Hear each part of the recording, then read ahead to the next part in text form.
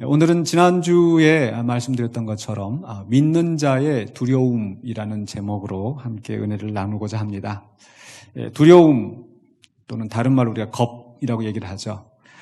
보통 사람들이 이 사람 겁이 없네, 겁 없는 사람이라고 얘기를 합니다. 과연 겁 없는 사람이 있을까요? 두려움이 없는 사람이 있을까요? 아마 저는 없을 거라고 생각을 합니다. 겁이 많은 사람도 있고 성향에 따라서 좀 겁이 적은 사람은 있을 수 있습니다. 겁이 아예 없는 게 아니라 저는 좀 겁이 적은 편입니다. 번지 점프도 좋아하고 또 물안경, 산소 마스크 쓰고 이렇게 바다 깊숙이 들어가서 또 이렇게 헤엄쳐 다니면서 물고기들이 다니는 것을 보고 아직 하지 못한 게 있는데 스카이다이빙, 비행기에서 이렇게 뛰어내리는 거 한번 해보고 싶은데 아마 60이 되기 전에 꼭 한번 해보고 싶은데 아직은 못하고 있습니다. 그런 것뿐만 아니라 캄캄한 밤에 산길을 가다가 묘지 이장 한 대 이렇게 빠져가지고 헤맨 적도 있었는데 별로 그냥 겁 없이 그냥 툴툴 털고 일어나서 제 갈 길 가는 사람이고 지금도 별로 이렇게 두려움에 대해서 조금 좀 다른 사람보다는 좀 겁이 없지 않나 생각을 합니다. 그렇지만 겁이 아예 없지는 않겠죠. 어려운 일 당하면 근심하고 또 불안해하고 잠을 못 이루고 그런 게 있습니다. 누구라도 이런 정도의 차이는 있을망정 두려움이 다 있습니다. 이 두려움이라고 하는 것은 어떤 위기 상황에서 공격받을 때에 느껴지는 겁니다. 그러니까 위기 상황 공격받을 때 우리가 지난주까지 나눴던 얘기는 분노였었죠. 그러니까 어떤 공격을 받을 때에 거기에 맞서서 적극적으로 공격하는 거. 그게 이제 분노라고 한다면 그와 정반대로 어떤 공격을 받았을 때 맞서지 못하고 피하는 그런 감정이 바로 두려움입니다.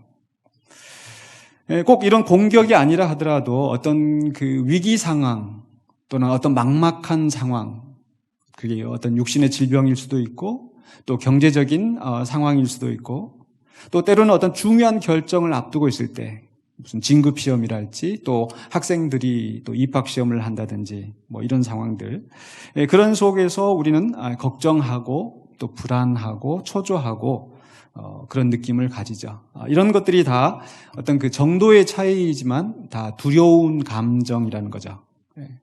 근데 우리는 지금까지 이 감정이라는 게 인간 본연의 것이다, 그런 말씀을 나눴습니다. 그렇다면 두려움은 어떠한가? 두려움은 그것도 감정일 텐데 그게 인간 본연의 것일까 하는 거죠. 우리 성경에서는 여러 번 두려워하지 말라, 우리 찬송에서도 우리가 두려워하지 말라, 우리가 복음 찬송에서도 그런 가사를 많이 듣게 됩니다. 두려워하지 말라. 그러면 믿는 자는 이 두려워하지 않아야 되는가, 그런 생각을 할 수 있겠죠. 잘 믿으면 그냥 두려움이 안 드는 걸까요? 또 걱정 근심하는 것은 다 불신일까요? 이것은 우리가 분노에 대해서 이야기할 때 성내지 말라라고 하는 성경 말씀은 무조건 분노하지 말라는 뜻이 아니고 성급한 분노 또 불의한 분노를 하지 말라는 거였죠.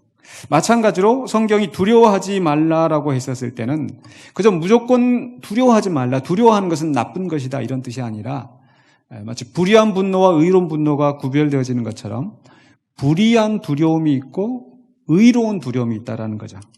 그래서 우리는 그것을 구별해서 우리가 불의한 두려움은 멀리하고 또 바른 두려움을 가져야 될 줄로 믿습니다. 그래서 오늘의 주제는 우리가 이 두려움의 감정 또는 두려움을 주는 상황이나 그 사람에 대해서 어떻게 대처할 것인가를 생각해 보고자 합니다. 이런 두려움에 대해서, 두려운 상황에 대해서 우리가 어떻게 해야 되겠는가? 첫 번째로는요, 우리가 두려움을 인정해야 합니다. 두려움이라는 것을 받아들여야 돼요. 그게 사실 1절로 7절의 말씀 속에서, 오늘 봉독한 말씀 속에서 찾아볼 수 있었는데요. 바로 이 두려움은 인간 본연의 감정으로서 우리가 위기 상황에 대처할 수 있도록 하나님께서 우리에게 주신 것입니다. 사고를 예방할 수 있도록 하려는 거죠. 그러니까 두려움이 있기 때문에 이게 내가 이렇게 하면은 무슨 일이 벌어질 것이다라고 걱정이 되기 때문에 거기에 대해서 준비하고 또 그런 상황으로 가지 않도록 예방을 하는 거죠. 그런 의미에서 두려움은 의미가 있습니다. 두려움 감정 자체가 나쁘거나 악한 것은 아니라는 거죠. 하나님의 형상으로 지음받으면서 하나님께서 우리 안에 주신 이로운 것입니다. 두려움이라는 것은요. 여기서 저는 한 가지 질문을 가져봤습니다. 우리가 하나님의 형상으로 지음받아서 두려움이 우리 안에 있게 되었다면 그럼 우리 하나님은 두려움이 있으실까요? 없으실까요? 하나님은 두려워하실까요? 두려움이 아예 없으실까요? 하나님은 걱정이 있으실까요? 걱정이 없으실까요? 대략 힌트가 어느 정도 나왔을 것 같은데 지금까지 생각해 보면 좀 어렵죠? 하나님이 걱정을 하신다? 하나님이 두려워하신다? 물론 우리가 느끼는 두려움과 다르지만 분명히 하나님은 두려워하시고 걱정하실 때가 있습니다. 그러니까 성경에서 보면은 하나님께서 무엇 할까 하노라 이렇게 말씀하시죠. 레위기서에서도 너희가 죄를 지으면 너희 앞에서 이 땅이 그 사람들을 쫓아낸 것처럼 너희도 이 땅에서 저주를 받고 쫓겨나갈까 하노라. 그러니까 하나님 자신이 해를 받을까 봐 걱정하고 불안하고 두려운 것이 아니라 하나님의 자녀들이 하나님의 백성이 잘못되어서 죄악된 길로 가다가 멸망받을까 봐 하나님은 걱정하세요. 또 하나님이 능력이 없어서 어쩔 수 없이 그런 어떤 그 불의한 상황을 맞닥뜨리시는 것이 아니라 하나님께서 모든 일을 막 기계적으로 하나님께서 이 세상을 다 로봇처럼 기계적으로 다 만드셔서 모든 사람들 하나님이 그렇게 기계적으로 움직이게 하셔서 이렇게 하시지 않았기 때문에 어떤 그런 상황 속에서 잘못된 길로 가는 것에 대해서 하나님은 뭐 할까 하노라 두려워하시고 불안해하시는 겁니다. 예수님은 두려움을 느끼실까요? 우리 하나님도 두려움을 느끼시는데 예수님은 두려움을 느끼시지 않겠습니까? 그 예수님의 두려움에 대해서는 이따가 뒷부분에서 다시 한번 말씀드리도록 하겠습니다. 분명히 두려움은 하나님도 예수님도 느끼시는 부분이세요. 성령님도 근심하신다고 그랬어요. 그러니까 성령을 근심하게 하지 말라라고 말씀하시잖아요. 성령님도 불안해하시고 두려워하시고 근심하십니다. 그러니까 두려움 자체는 죄가 아니라 오히려 생존의 필수적인 요소이다. 저는 이렇게 좀 겁이 좀 적은 편이라고 그랬잖아요. 굉장히 모험적입니다. 그럼 반대로 저희 아내는 굉장히 또 겁이 좀 많은 편이에요. 아이들을 데리고 이제 여행을 가고 그러면 그 캠핑을 하고 이제 자연에 가게 되면은 저는 막 애들 데리고 좀 신나게 좀 모험적으로 이렇게 다니고 싶은데 집사람은 이것도 못하게 하고 저것도 못하게 하고 막 말릴 때가 많이 있어요. 한 번은 집사람이 오늘 좀 내가 힘드니까 안 나가겠다고 당신이 애들 데리고 갔다 오라고 그러더라고요. 그래서 예스 아싸 하면서 애들을 데리고 막 이렇게 암벽 위로 막 올라가게 만들고 막 이렇게 뛰고 애들이 막 신이 났어요. 재밌어요. 재밌게 하고 오다가 돌아오는 길에 그 애들이 위험한 상황에 빠지게 되고 제가 이렇게 다쳐가지고 심히 이렇게 그 아래 이 다리를 긁힌 그게 있었어요. 집에 그 캠프 그 텐트에 돌아와가지고 뭐 말도 못하는 거죠. 이것도 이렇게 다쳤다고 그러면은 겉반 내가 가지 말라고 그랬지 하지 말라고 그랬지 뭐 이런 상황이 되니까 말도 못하고 그랬습니다. 근데 우리 애들이 뜻밖의 하는 얘기가 있었어요. 우리 엄마 아빠는 완벽하다. 달리 완벽한 게 아니라 아빠는 모험적이고 또 엄마는 신중하기 때문에 좋은 말로, 나쁜 말로 표현하면 겁이 많은 거고 좋은 말로 표현하면 신중하기 때문에 잘 조화를 이룬다라는 거예요. 그래서 아빠랑 살았으면 이 아이들은 그 천방지축으로 다니면서 이런 사고 저런 사고 위험한 일을 많이 겪었을 것이고 엄마만 살았으면은 이 삶이 굉장히 지루했을 것이다. 그런데 적당하게 엄마 아빠가 있기 때문에 이렇게 재미있게 살 수가 있다. 그러면서 또 안전을 하게 또 살 수가 있다. 이런 얘기를 하더라고요.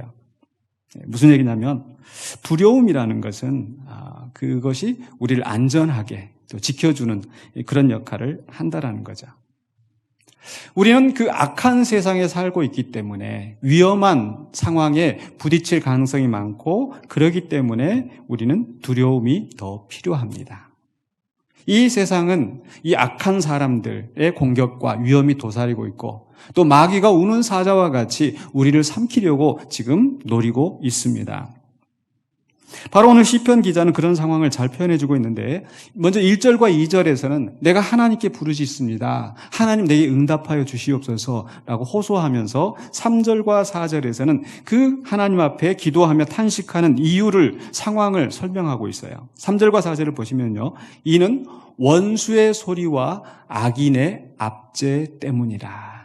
원수들이 갖은 비방과 모함으로 또 실제적인 압제로 이 시편 기자를 괴롭힙니다. 그들이 죄악을 내게 더하며 노하여 나를 핍박하나이다. 내 마음이 내 속에서 심히 아파하며 사망의 위험이 내게 이르렀도다. 노하여 나를 핍박할 때 그러니까 분노의 감정으로 맞서기도 하지만 오늘 시편 55편에서는 어때요? 마음 아파하고 근심하고 속상해하는 거죠. 왜 시편 기자가 이렇게 보는가? 또 이 시편 기자가 보는 이 악한 세상에 대해서 9절로 11절에서도 이렇게 표현을 하고 있어요. 내가 성내에서 강포와 분쟁을 보았사오니 성중에는 죄악과 재난이 있으며 악독이 그 중에 있고 압박과 속임수가 그 거리를 떠나지 아니하도다. 그가 살고 있는 이 성, 이 삶의 터전에 압박과 강포와 분쟁과 죄악과 재난과 질병, 사고 이런 것들이 너무 많다라는 거예요. 근데 더 나쁜 상황은 이런 이 압박이나 악독함이 그 악인에게서만 나오는 것이 아니라 때로는 내 친구에게서 내가 믿었던 사람에게서 나온다라는 거. 그래서 12절에 이렇게 말씀하고 있어요. 나를 책망하는 자는 원수가 아니라 원수일진데 내가 참았으리라. 나를 대하여 자기를 높이는 자는 나를 미워하는 자가 아니라 미워하는 자일진데 내가 그를 피하여 숨었으리라. 그러니까 아예 처음부터 원수였다면 아예 상종을 안 하고 피하면 되는데 근데 그렇게 나를 괴롭히고 나를 핍박하는 사람이 누구인가? 13절 14절에 그는 곧 너로다. 나의 동료, 나의 친구요, 나의 가까운 친구로다. 친구였었는데 나를 그렇게 죽일 듯이 달라들고 계속해서 보면요. 우리가 같이 재미있게 의논하며 무리와 함께하여 하나님의 집안에서 다녔도다. 함께 신앙생활하면서 재미있게 이야기하고 놀러도 다니고 같이 운동도 하고 그렇게 다녔던 사람인데 어느 순간인가 돌변해가지고 원수로 돌아서서 나를 죽이려고 하고 있다는 거죠. 그런 사람을 봤을 때 정말 믿었던 사람에게 배신당했을 때 정말 세상에 믿을 사람 없구나. 더 절망을 느끼지 않겠습니까? 바로 이런 상황에서 이 시편 기자가 느꼈던 감정은 그 분노와 다른 그 감정을 느끼는 거예요. 그게 뭐겠어요? 5절에 두려움과 떨림이 내게 이르고 공포가 나를 덮었도다. 믿는 사람들조차도 나에게 등을 돌리고 그 악독한 일을 할 때는요. 두려움과 공포, 절망, 낙심 말할 수 없는 거죠. 근데 이런 두려움과 공포가 이 시편 기자를 덮었을 때 그 다음에 이 시편 기자는 어떤 행동을 하겠습니까? 6절로 7절에서 이렇게 이야기하죠. 나는 말하기를 만일 내게 비둘기같이 날개가 있다면 날아가서 편히 쉬리로다. 도대체 이런 이 악독과 또 분쟁과 시기와 모함과 거짓이 난무하는 이 세상을 떠나서 좀 편안한 곳에 가서 쉬고 싶다. 내가 멀리 날아가서 광야에 머무리로다. 셀라. 이렇게 시편 기자는 도망가고 싶다. 피하고 싶다. 이렇게 얘기를 하죠. 그러니까 두려움을 느끼는 것은 우리가 그 두려움에서 피하여서 또 도망가서 안전을 추구하게 합니다. 그래서 두려움 자체는 유익한 것이라는 거. 그런데 왜 성경은 우리에게 두려워하지 말라라고 말씀하시는가? 그것은 바로 이 두려움이 우리에게 가져다주는 부정적인 영향 때문입니다. 즉 우리가 분노 자체는 나쁜 것이 아니지만은 우리의 타락한 본성으로 말미암아 분노가 왜곡되어지고 불의한 분노로 표출될 수가 있는 거죠. 마찬가지로 두려움도 왜곡되어져서 불의한 두려움이 나게 되고, 그래서 그 이 불의한 두려움은 그 감정, 사랑의 영혼의 외침이라는 그 책에서 이렇게 표현했어요. 불의한 두려움에 대해서 파괴적인 불안이다. 파괴적인 불안. 그러니까 두려운 상황을 피해서 안전하게 또 이게 피하는 그런 건설적인 좋은 그런 두려움이 아니라 오히려 자기 자신을 더 위축시키는 그런 파괴적인 불안. 그 책의 내용을 좀 인용을 하자면요. 그 책 101쪽에 이렇게 이야기하고 있어요. 우리가 살고 있는 세상에서는 피하는 것이 최선일 때가 많다. 그러나 두려움이 지나치면 마음이 얼어붙고 활동이 위축되어 하나님과 그분이 지으신 세상을 누리지 못하게 된다. 그런 경우 두려움은 우리를 도와주는 것이 아니라 오히려 불구로 만든다. 예전 중국에서 내려온 그 이야기, 그 기우라는 게 있죠. 어떤 사람이 나가면 하늘이 무너지지 않을까, 땅이 꺼지지 않을까, 물이 불어나지 않을까, 집이 무너지지 않을까, 뭐 이것저것 다 걱정. 걱정. 근데 그런 걱정 때문에 정작 누려야 할 자유를 누리지 못하고 위축되어서 그렇게 살아갈 수가 있다는 거죠.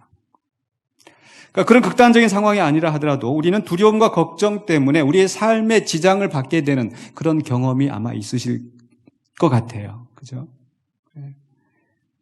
예전에, 지금은 뭐 그러지 않지만 예전에는요, 그 화장실이 다 이렇게 바깥에 무서운데 컴컴한 데 있어가지고 막 지금 빨리 용변을 보고 싶은데 무서워서 가지를 못하는 거예요. 그러니까 어떻게 해요? 뭐 누나한테, 형한테, 엄마한테, 아빠한테 같이 가자.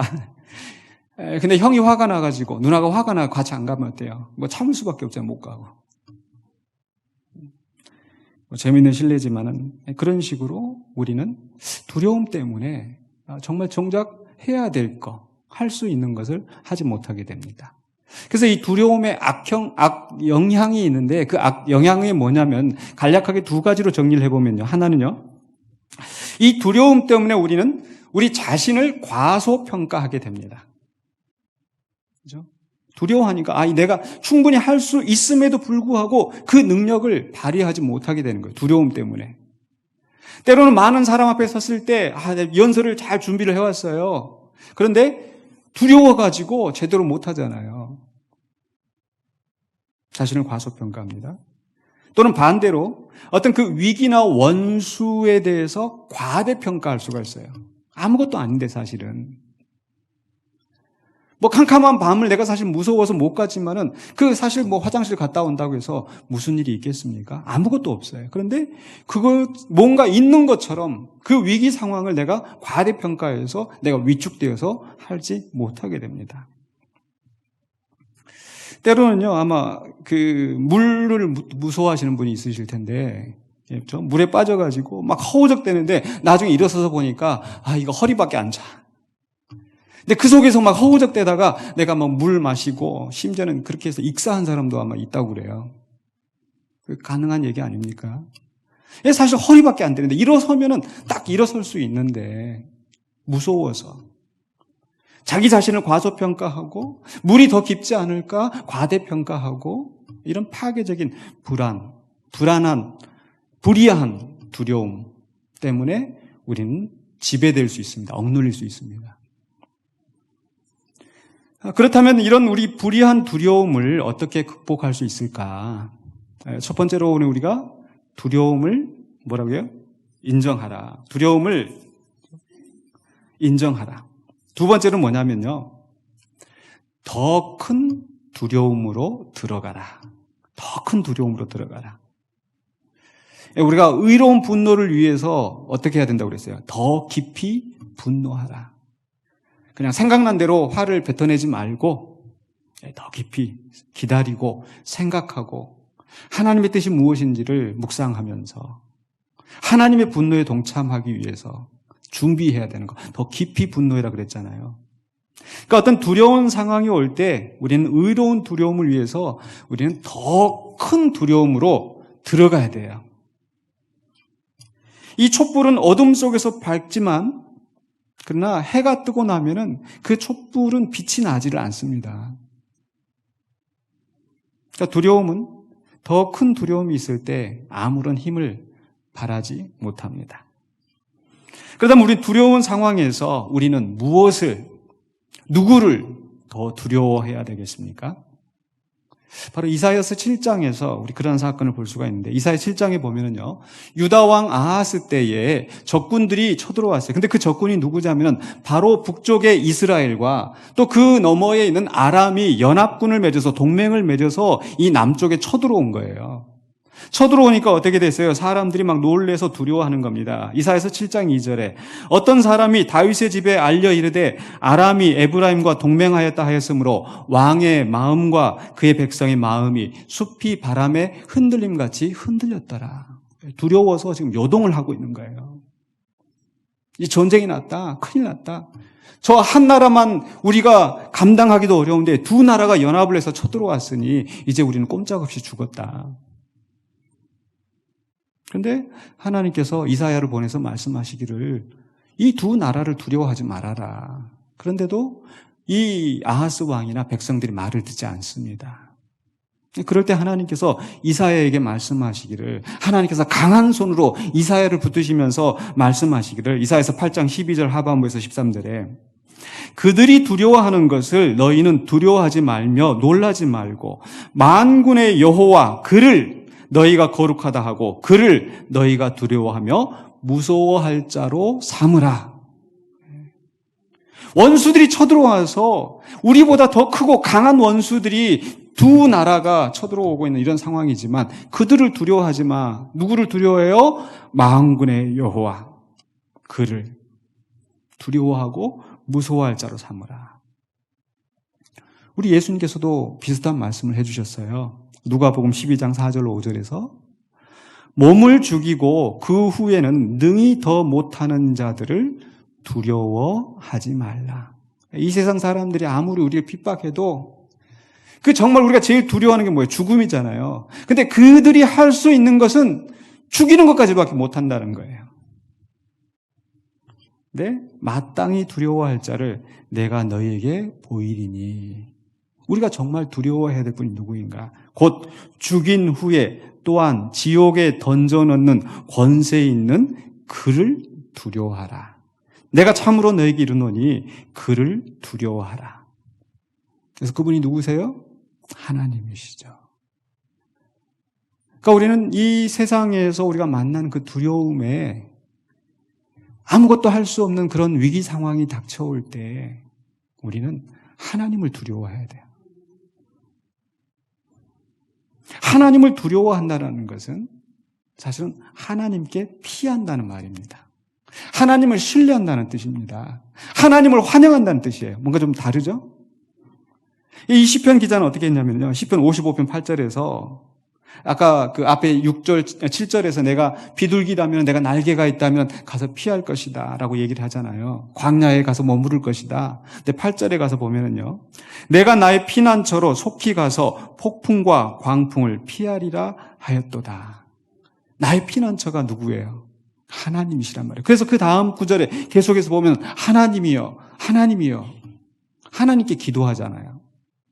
그러니까 나의 피난처 대신 나의 반석이요, 나의 산성이요, 나의 요새이신 하나님께로 내가 피하여야겠다. 하나님께로 나아갑니다.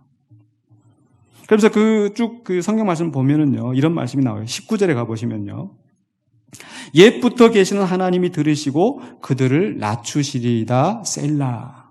그들을 낮추신다는 것은 이 원수들을 낮추신다라는 건데 그들은 변하지 아니하며 하나님을 경외하지 아니함이니이다. 하나님을 경외하지 않는다. 그러니까 하나님께서 이 원수들을 심판하시고 낮추실 것을 확신하는데 그 이유는 뭐예요? 하나님을 경외하지 않기 때문이라고 그랬죠. 그 말은 역으로 거꾸로 하면은 이 시편 기자는 어떻다는 거예요? 하나님을 경외한다라는 거죠. 자기는 하나님을 경외한다. 근데 이 경외한다는 말은요, 이 두려워한다는 말하고 히브리어는 똑같은 단어예요. 두려워하는 거. 하나님은 전능하시고 절대자이시고 그래서 그분이 마땅히 받으셔야 될 두려움, 경외로움, 경외. 그 이 시편 기자는 바로 그 하나님을 절대적으로 신뢰하고 경외한다라는 거. 그렇기 때문에 이 시편 기자는 하나님을 나의 피난처로 삼고 하나님께 피하는 겁니다. 참 이상하죠? 아까 두려움이라는 것은 두려움을 느낄 때 우리는 그 두려운 상대에서 피한다고 그랬습니다. 두려운 상황에서 벗어나 도망가려고 한다고 그랬었죠. 근데 하나님은 두려우신 분이신데 더 큰 두려움이신데 최고의 두려움이신데 왜 우리는 하나님을 피하지 않을까요? 바로 우리가 두려운 상황에서 벗어나려고 하는 것은 그것 때문에 내가 해를 당할까? 걱정이 돼서 피하는 거잖아요. 근데 우리가 하나님 앞에 나아가면 하나님이 우리를 해치시는 분이실까요? 아니시잖아요. 그러니까 하나님을 두려워하는 자는 하나님으로부터 피하는 것이 아니라 하나님께로 피하는 자가 되는 줄로 믿습니다. 아멘. 왜냐하면 그 하나님은 우리에게 해를 끼치시는 분이 아니시기 때문에 예레미야서 29장 11절에 여호와의 말씀이니라 너희를 향한 나의 생각을 내가 아나니 평안이요 재앙이 아니니라. 너희에게 미래와 희망을 주는 것이니라. 그래서 그 하나님을 믿고 하나님께 나아가는 거. 왜? 하나님은 절대자이시고 전지전능하시고 근데 그분이 선하시고 인자하신 분. 그래서 마땅히 그분을 경외하면서 그분을 의지하고 그분께 나아가는 거죠. 근데 불안, 두려움, 파괴적인 불안은 반대로 하나님을 불신하는 겁니다. 마치 불의한 분노가 하나님을 불신하고 내가 지금 당장 뭔가를 해야 되는 그런 부정적인 에너지를 가지고 나가는 게 불의한 분노잖아요. 마찬가지로 불의한 두려움, 파괴적인 불안도 하나님은 내가 겪고 있는 이 두려운 상황에 대해서 하나님은 어떤 것도 하실 수 없는 분이라고 하나님은 나를 막아주실 수 없는 분이라고 생각을 하기 때문에 나를 든든히 지켜줄 그럴 분이 없다고 생각하기 때문에 불안하고 파괴적인 불안으로 나아가는 거죠. 저희 집 아이 중에서 우리 셋째 아이가 제일 좀 겁이 좀 많아요. 예. 교회에 나와서도 누가 조금 형이나 누나들이 이렇게 얼굴 들이밀면은 그냥 왕 울어버리고 오히려 놀림거리가 되고 그런데 길을 가다가 큰 개가 있어요. 얘가 지나가겠으면 못 지나가겠어요. 못 지나가요. 못 지나가면 어떻게 해요? 제가 안아가지고 가면은 얘가 그래도 지나가요. 왜? 아빠를 믿으니까. 제가 아이들한테 수영을 가르치는데 이 다른 아이들은 이제 수영을 가르치면서 야, 얘 물에 한번 뛰어내려 봐봐. 그럼 아이들 첨벙첨벙 뛰어가고 아빠가 잡아주고 막 놀고 자 물장구 한번 쳐보자 이렇게 하면서 수영을 가르치는데 이 셋째 아이는요 무서워. 그럼 어떻게 해요? 아빠가 야 무섭긴 뭐가 무서워. 이러면 안 돼요. 무서워? 그럼 조금만 기다려. 아빠가 또 형이랑 누나 이렇게 해주고 또 이렇게 다시 올게. 그리고 막 또 다른 애들 한 번씩 또 이렇게 하게 하고 물장구 치게 하고 그렇게 하다가 보면은 이 아이가 아빠 나도 한번 해볼게. 그래 한번 해보자. 얘 잡아가지고 그래가지고 걔가 수영을 배워가지고 고등학교 수영 선수, 학교 대표 선수. 놀이동산에 가가지고 이 놀이 타는데 다른 아이들은 막 신나가지고 이 모험적인 아빠 따라다니면서 이것저것 다 겪어봤잖아요. 신난데 셋째 아이는 지네 엄마하고 가가지고 저기 가서 이제 그 회전목마 타고 다녀요. 그럼 또 뭐예요? 야 여기까지 왔으면 놀아야지 뭐가 무서워. 이렇게 하면은 안 되잖아요. 우리 화평이 무섭구나. 엄마하고 놀고 있어. 아빠가 형이랑 누나랑 또 이렇게 갔다 올게. 재밌게 와가지고 또 아이들이 막, 아빠 또 가요, 막 이렇게 보잖아요. 그럼 또 걔가 또 와가지고, 아빠 나도 데려가줘. 그래, 그럼 이리 와, 옆에 와. 옆에 앉혀놓고 손 딱 잡아주고, 야, 아빠 괜찮아. 아빠가 옆에 있지? 그 아빠를 신뢰하니까 얘가 그걸 타기 시작하고 타보니까 그전엔 자기를 과소평가하고 이 무서움을 과대평가했었는데 아빠를 믿으니까 하는 거예요. 그러니까 우리는 불안한 또 불이한 두려움을 가질 때에 우리는 위축되어서 아무것도 못하지만 하나님을 신뢰하고 하나님과 함께 나아갈 때 우리는 내가 할 수 있구나. 내게 능력 주시는 자에서 내가 이걸 감당할 수 있구나. 부유함이나 가난함이나 어떤 그 핍박이나 환난이나 그런 일이 있다 할지라도 내가 견딜 수 있구나. 사도 바울의 고백처럼. 그래서 우리는 이런 큰 두려움, 전능하신 창조주, 만물을 통치하시고 심판하시는 우리를 지옥에 보내실 수도 있고 천국에 보내실 수도 있는 그 절대자, 그 하나님을 두려워하고 그분 앞으로 나아갈 때 우리는 불의한 두려움이나 파괴적인 불안을 극복할 수 있을 줄로 믿습니다.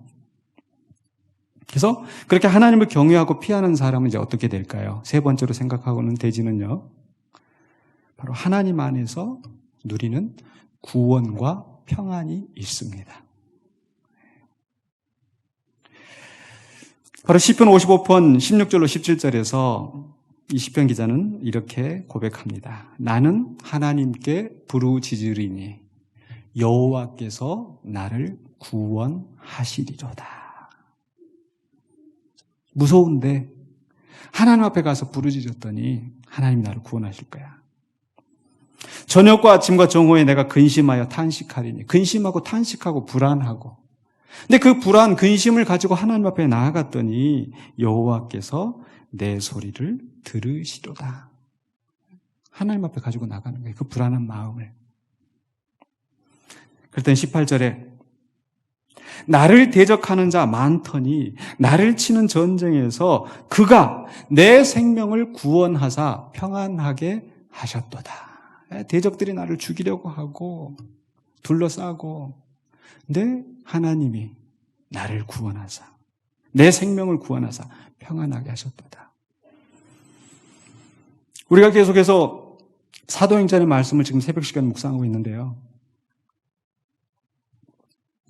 사도 바울이 가는 곳곳마다 대적하는 자들이 그를 비방하고 모함하고, 최근에 본 말씀 속에서는 때리고 저 바울을 그냥 가만둘 수 없다, 찢어 죽이려고 하고 법정에 고소해서 또 막 뒤쫓아가면서 막 때리고 죽이려고 하는 그런 상황에서 하나님께서 두려워하지 마라, 담대하라, 내가 너를 건지겠다, 내가 너로 함께하겠다. 실제로 하나님께서 그 바울을 구원하셔서 하나님이 계획하신 일들을 이루어 가시잖아요. 마찬가지로 이 시편 기자도 대적들이 많아서 두려웠지만 그는 전능하신 하나님, 선하신 하나님을 경외하고 그분께 나아가 구원과 평안을 얻었어요. 그래서 그런 확신을 가지고 우리한테 권면하는 거예요. 22절 말씀이요. 우리 같이 한번 읽어보실까요? 내 짐을 여호와께 맡기라. 그가 너를 붙드시고 의인의 요동함을 영원히 허락하지 아니하시리로다. 아멘. 내 짐을 여호와께 맡기라. 이 근심, 이 불안, 내가 맨날 걱정하고 밤낮으로 걱정을 하고 불안해하고 두려워해도 내가 내 키를 한 자라도 더 할 수 없고 내 머리카락을 조금이라도 더 자라게 할 수 없는데, 이것을 우리는 하나님께 맡길 수가 있어요. 의인의 요동함을 영원히 허락하지 아니하신다. 잠시 요동할 수 있습니다. 두려워할 수 있어요. 떨 수 있어요. 잠시 패하는 것 같이 될 수 있어요.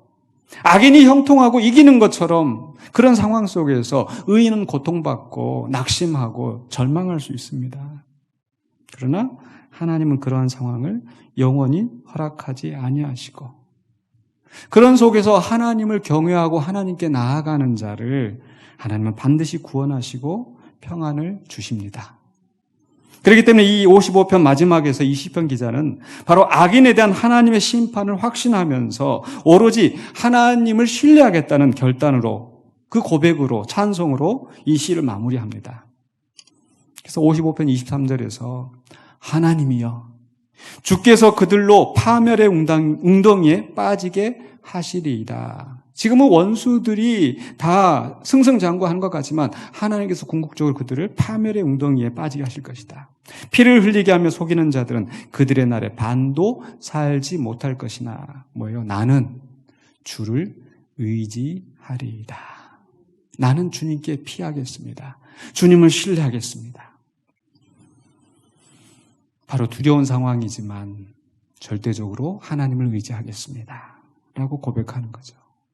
바로 이러한 이 시편 기자의 마음이 시편 23편, 우리가 잘 아는 그 시편 23편에도 잘 나타나 있어요. 시편 23편은 뭐죠? 여호와는 나의 목자시니 내게 부족함이 없으리로다. 소위 말하는 이 시편은요, 23편은 신뢰시라고 하는 겁니다. 신뢰시. 하나님을 내가 신뢰한다는 그 고백이 들어있는 시인데, 특별히 4절에 보면 이런 말씀이 나와요. 내가 사망의 음침한 골짜기로 다닐지라도 해를 두려워하지 않을 것은, 이 시편 기자는 이 사망의 음침한 골짜기로 지나가는 거예요. 사망의 음침한 골짜기를 지나갈 때 얼마나 두렵겠습니까? 무섭겠습니까? 그런데 해를 두려워하지 않을 것은 뭐예요? 주께서 나와 함께 하심이라. 주의 지팡이와 막대기가 나를 안위하시나이다. 절대적인 그 신뢰를 고백하는 거예요. 근데 이 시편 기자가 처음부터 이렇게 분명한 확신을 가졌을까요? 아닙니다. 바로 이 시편 23편은 시편 22편 다음에 오는 것을 우리가 주목해서 보셔야 돼요. 우리가 지난주에도 시편 109편과 110편을 연결해서 봤었잖아요. 바로 시편 22편에 그 23편이 나온다라는 거. 시편 22편은요. 1절에서 시편 20편 1절에서 내 하나님이여 내 하나님이여 어찌 나를 버리셨나이까. 엘리 엘리 람마 사박다니. 우리 예수님 말씀하신 것처럼 내 하나님 어찌하여 나를 버리셨나이까. 어찌 나를 멀리하여 돕지 아니하시오며 내 신음소리를 듣지 아니하시나이까. 다윗이 그 고통 속에서 원수들의 압제 속에서 하나님 왜 도대체 듣지 않으십니까?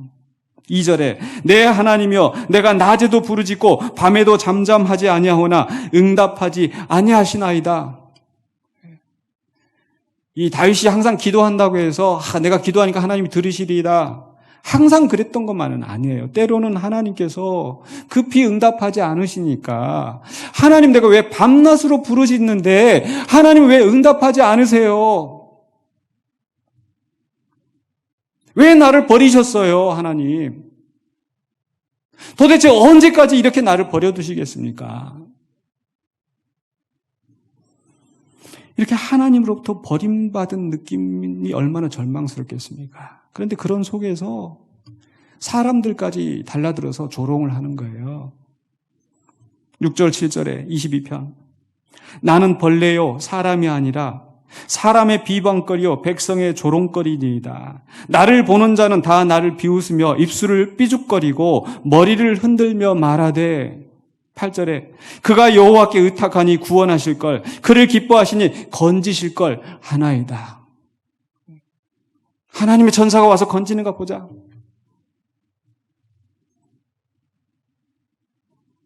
바로 이럴 때 하나님께로부터 버림받은 것 같고 사람들이 조롱하면서 하나님이 건지시는가 보자. 이렇게 할 때 이 시편 기자의 마음은 어떻을까요? 14절에 15절에서 나는 물같이 쏟아졌으며 내 모든 뼈는 어그러졌으며 내 마음은 밀랍 같아서 내 속에서 녹았으며 내 뼈고 내 속이고 다 만신창이가 되어서 다 녹아버렸어요. 내 힘이 말라 질그릇 조각 같고 내 혀가 입천장에 붙었나이다. 입안이 다 말라서 입안 다 부르트고 목이 마른 혀가 입천장에 붙을 정도로 목마른 상태. 주께서 또 나를 죽음의 진토 속에 두셨나이다. 다 죽어서 매장된 것처럼 그런 죽음의 고통 가운데 하나님이 나를 버려두셨습니다. 계속해서 16절 18절에 개들이 나를 에워쌌으며 악한 무리가 나를 둘러 내 수족을 찔렀나이다. 내가 내 모든 뼈를 셀 수 있나이다. 그들이 나를 주목하여 보고 내 겉옷을 나누며 속옷을 제비 뽑나이다. 지금 온몸은 만신창이가 되고 마음은 다 녹아서 정말 그런 절망스러운 상황인데 이 원수들은 개들같이 그 개떼들이 달라들어서 그 시체를 핥고 이렇게 하는 것처럼 나를 찔러대고 내 겉옷을 나누고 내 속옷을 제비 뽑고 다 발가벗겨 놓고 조롱하면서 웃으면서 그 사람을 짓밟고 있습니다. 바로 이런 위기 상황에서 정말 이런 깊은 절망 속에서 시편 기자는 하나님께 기도하고 하나님의 구원을 호소합니다. 19절 20절입니다. 여호와여 멀리하지 마옵소서. 나의 힘이시여 속히 나를 도우소서. 내 생명을 칼에서 건지시며 내 유일한 것을 개의 세력에서 구하소서. 내 유일한 것, 바로 내 생명을 바로 개의 세력에서 구원하소서. 바로 그런 절망 속에서 위축되어서 그냥 멀리 도망가는 것이 아니라 그 속에서 하나님 앞에 나아가서 호소해야 하죠. 계속해서 21절, 22절에서는 바로 이런 구원의 간구와 함께 하나님께서 구원하실 것이란 분명한 확신을 고백합니다. 나를 사자의 입에서 구하소서. 주께서 내게 응답하시고 들소의 뿔에서 구원하셨나이다. 구원하실 것입니다가 아니라 구원하셨나이다. 분명한 확신으로 사자의 입, 들소의 뿔이 뭐겠어요? 그런 원수의 압제에서 원수의 위협에서 나를 구원하셨나이다.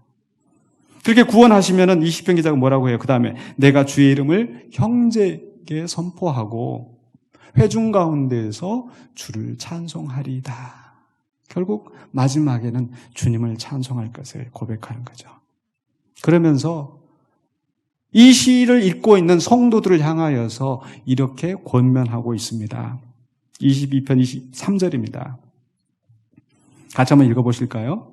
여호와를 두려워하는 너희여 그를 찬송할지어다. 야곱의 모든 자손이여 그에게 영광을 돌릴지어다. 너희 이스라엘 모든 자손이여 그를 경외할지어다. 왜냐하면 자기 자신이 그 두려움 속에서 하나님을 두려워하고 하나님을 무서워할 자로 삼고 하나님을 경외하는 가운데 하나님 앞에 나아갔더니 하나님이 구원해 주셨잖아요. 그걸 경험했잖아요. 체험했잖아요. 그걸 간증하면서 여호와를 두려워하라. 그를 경외하라.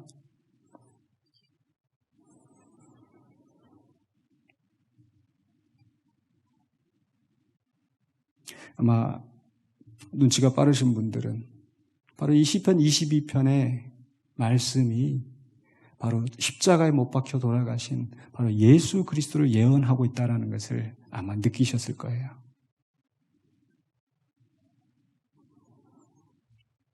그래서 이 시편 22편에서 바로 그 고난을 앞두신 그 예수님의 두려움을 우리는 느낄 수가 있습니다. 이것은 다윗의 시이지만 바로 그것은 또한 이 십자가의 죽으심을 앞두신 그 십자가에 죽으시면서 나의 하나님 어찌하여 나를 버리셨나이까. 저들이 나를 둘러서 나를 찌르고 나를 조롱하고 그리고 그것을 겪으시는 또 그것을 앞두신 예수님의 두려움. 그 두려움이 어디서 표현됐습니까?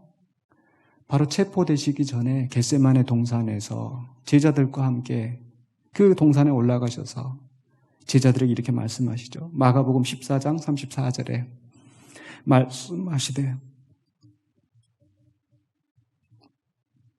내 마음이 심히 고민하여 죽게 되었으니 너희는 여기 머물러 깨어 있으라 하시고, 예수님이 마음에 심히 고민하여 죽을 정도로, 우리 예수님 분명히 두려워하셨어요. 걱정하셨어요. 불안해하셨어요. 단지 예수님이 그 사람들에게 맞는 것, 그 사람들에게 죽임을 당하는 것, 이게 두려우신 게 아니라 세상의 모든 죄를 다 지시고 그 하나님의 진노의 잔을 받아서 하나님께로부터 멀어지는 그 두려움, 그 공포, 그게 너무나 크고 무서운 것이기 때문에 우리 예수님께서는 그 두려운 순간에도 정말 마음이 심히 고민하여 죽게 되었을 때 어떻게 했어요? 그래도 하나님 앞에 나아가서 그 심정을 그대로 아뢰면서, 아버지여, 하실만 하거든, 가능하시다면 이 잔을 내게서 옮기시옵소서.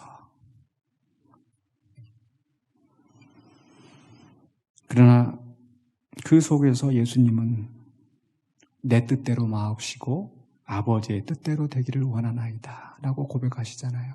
왜 그러셨겠어요? 그 두려움보다, 그 당하실 두려움보다 하나님을 더 경외했기 때문에 하나님의 뜻을 순종하는 길을 선택하신 거죠. 그래서 그 다음에 체포당하시고 그 십자가의 모진 고생을, 그 고난을 감당하시고 죽으셨어요. 그리고 그 죽으심을 통해서 우리의 죄값을 다 치르시고 우리를 구원하셨습니다. 하나님의 뜻을 이루셨어요. 근데 그게 끝이 아니라고 그랬었죠? 그 다음에는 하나님께서 그를 다시 일으키시고 사흘 만에 살아나게 하시고 하나님의 우편에 앉게 하시고 승천하시고, 바로 그러한 고백이, 그러한 말씀이, 그러한 예언이 어디서 나오냐면요, 바로 다시 시편 23편으로 돌아가서요, 시편 23편 5절에 뭐라고 돼 있어요? 주께서 내 원수의 목전에서 내게 상을 차려주시고 기름을 내 머리에 부르셨으니 내 잔이 넘치나이다. 바로 시편 22편에서는 원수들이 둘러싸서 죽이고 조롱하고, 그 속에서 그 두려움을 가지고 하나님 앞에 나가서 호소하고 기도했더니, 내가 사망의 음침한 골짜기로 다닐지라도 해를 두려워하지 않고, 왜 하나님 나와 함께 하시기 때문에 이런 신뢰를 고백하고 나아갔더니 하나님께서 그 다윗을 원수의 목전에서 높이 세우시고 기름을 부으셨어요. 기름을 부은다는 것은 무슨 뜻입니까? 메시아, 기름 부음 받은 자, 메시아로 세우셨다는 얘기예요. 원수의 목전에서. 그래서 이 시편 23편은 다윗의 시이지만 또한 우리 예수님의 고백이고 메시아에 대한 예언입니다. 그리고 또한 그 23편의 말씀은 우리에게도 적용되는 말씀인 줄로 믿습니다. 이제 말씀을 마무리하려고 합니다. 믿는 자라고 해서 위기 상황을 만나지 않는 것이 아닙니다. 주님을 믿으면 아예 두려움이 들지 않는다? 아닙니다. 믿는 사람도 위기를 만나고 친구에게 배반을 당해서 치를 떠는 순간이 있을 수도 있고 그 많은 원수들의 공격을 받아서 공포에 사로잡힐 수도 있습니다. 그러나 믿는 자는 바로 그 순간에 하나님을 믿고 경외하면서 하나님께 나아가죠. 하나님께 피하죠. 그래서 하나님 안에서 구원을 얻고 평안을 누리게 되는 줄로 믿습니다. 그런 의미에서 바로 우리 찬송가 370장 주 안에 있는 나에게 딴 근심이 있으랴? 근심이 아예 없는 게 아니에요. 그죠? 주 안에 있는 나에게 딴 근심이 있으랴 했는데 2절에 보면 뭐예요? 그 두려움이 변하여 내 기도 되었고 전날의 한숨 변하여 내 노래 되었네. 두려움이 있습니다. 한숨 짓고 탄식할 때가 있습니다. 두려워하며 걱정할 때가 있습니다. 그런데 그 두려움이 변하여 기도가 되고 그 기도가 찬송이 될 줄로 믿습니다. 그런 의미에서 오늘 제가 기도하기 전에 우리가 이 찬양으로 우리의 마음의 고백을 담아서 하나님께 영광 돌리길 원합니다.